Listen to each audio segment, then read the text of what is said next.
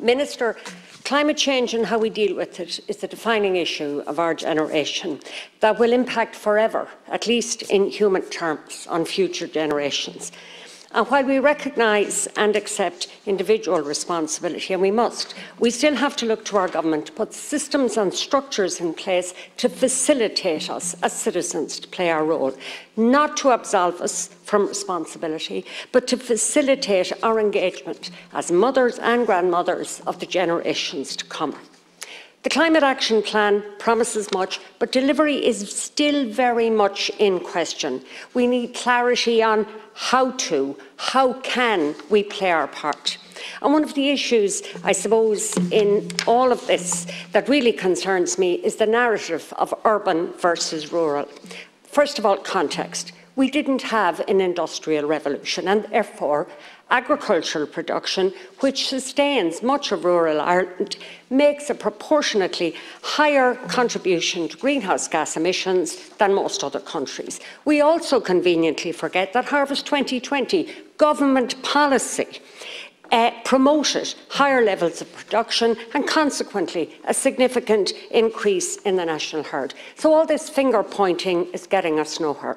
Too many people, especially in rural Ireland, feel left out, not of the debate, they're right in the middle of it, but they feel left out of shaping the solutions and of playing a meaningful, positive and realistic role in mitigating climate change.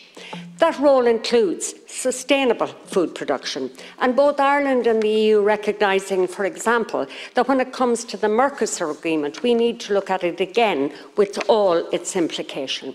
That role includes payment for carbon farming. And to me, the most crucial aspect is this.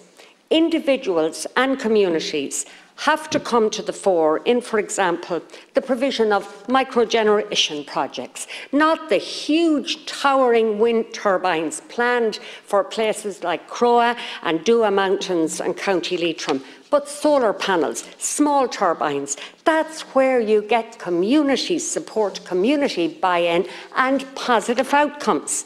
We need to see agroforestry that sequesters carbon, provides income and protects biodiversity, provides areas where people, animals and plants can interact in positive ways, instead of the community-destroying sickest brutes marching across the landscape. The debate around the national herd is fraught.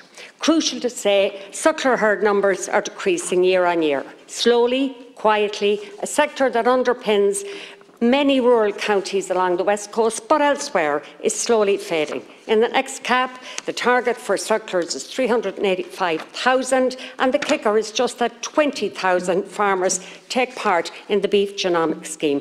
Nobody's talking about it. Nobody is literally taking the bull by the horns. We need an honest, robust debate on the future of the suckler herd. Platitudes are useless. A recent report from KPMG shows that agricultural emissions, if they're to fall by 30%, farm profitability would also fall by 30%. So, Minister, the question is there a just transition? If this plan is to work, and we wanted to, we must engage with rural communities. Thank you, Deputy.